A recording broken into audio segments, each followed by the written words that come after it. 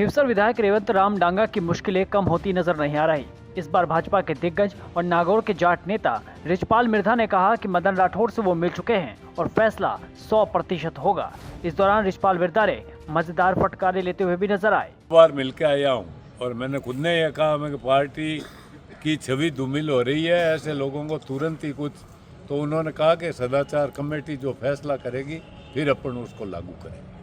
ये नहीं, बात सदाचार कमेटी का क्या एक्शन हुआ फिर?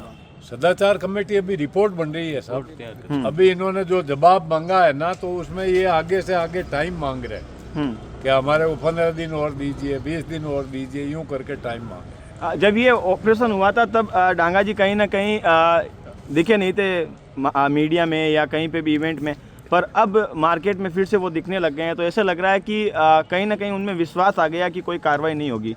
नहीं, ये नहीं बात है। अब यूँ है कि वो तो दिखे क्या, दिखने जैसी बात ही नहीं है भाई।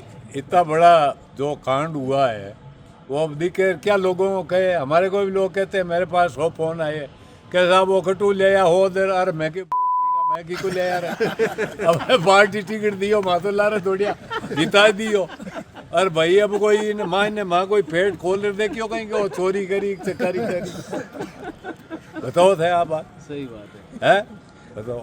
और अपने आप हुई हो, मैं कहीं करा आप हुई तो निट का वो लोग हम कटी जवाब देने जी से रिया माने पूछो सोचना। एक रूण का एक सरपंच मैं फोन करियो सुबह रानी कि वो कटून ले आया था, मैं ले आया कहीं रहे। वहीं जब रिचपाल मिर्धा से पूछा गया कि अगर बीजेपी एक्शन नहीं लेती है तो आप क्या करेंगे, इस बार रिचपाल मिर्धा ने दमदार अंदाज में अपना जवाब दिया। बीजेपी 100% कार्रवाई करेगी। मेरा रुख यही है, मैं जीऊंगा जब तक बीजेपी में रहूंगा, अंतिम सांस तक, और बीजेपी को मजबूत करूंगा।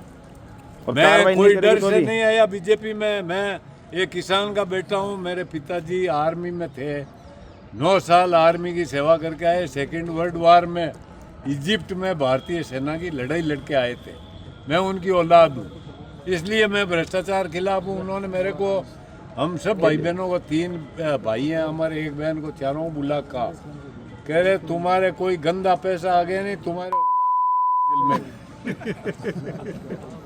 तो भाई साहब मैं तो इससे रोको दूर हूँ, और बीजेपी आने वाले समय में भी बीजेपी गवर्नमेंट बनाएगी यहाँ, और बीजेपी इस पे फैसला करेगी, 100% करेगी। पर देखो आप कोई आप बड़द ने नाल देवा तो भी चीकनी हुए देते थोड़ा टाइम तो लगे नहीं। ठीक है हाथों हाथ ही आंगली देख ले चीकनी होगी, 6-8 महीना लगे चीकनी उतना। सही बात है, वही टाइम आए तो सब चीकनी। वहीं रिचपाल मिर्धा से पूछा गया कि बीजेपी कहती है कि 0 टॉलरेंस की नीति पर काम कर रहे हैं। इस बात पर रिचपाल मिर्धा ने कहा कि भ्रष्टाचार को खत्म करना इतना आसान नहीं है, पर मैं इसके सख्त खिलाफ हूँ। बीजेपी की सरकार है तो ये छवि खराब करने वाले लोग भी तो हैं इसमें, जो सरकार की छवि खराब करते हैं। बीजेपी 0 टॉलरेंस पे काम करती है। भ्रष्टाचार बंद हो गया क्या? राजस्थान के मुख्यमंत्री जी और भारत के प्रधानमंत्री जी का ये कहना है कि नहीं हम खाएंगे नहीं खाने देंगे, पर नीचे जो ये भ्रष्टाचार है, ये इसकी जड़ें कहाँ तक गई हुई आपको भी पता है, हमारे को भी पता है।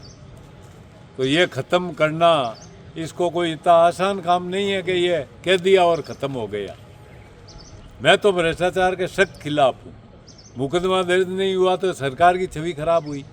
अब उनको किन का फ़ोन आया, किसने प्रेशर किया, किसने दबाया, इसका तो जवाब वही दे सकते हैं, मैं थोड़ी दे सकता।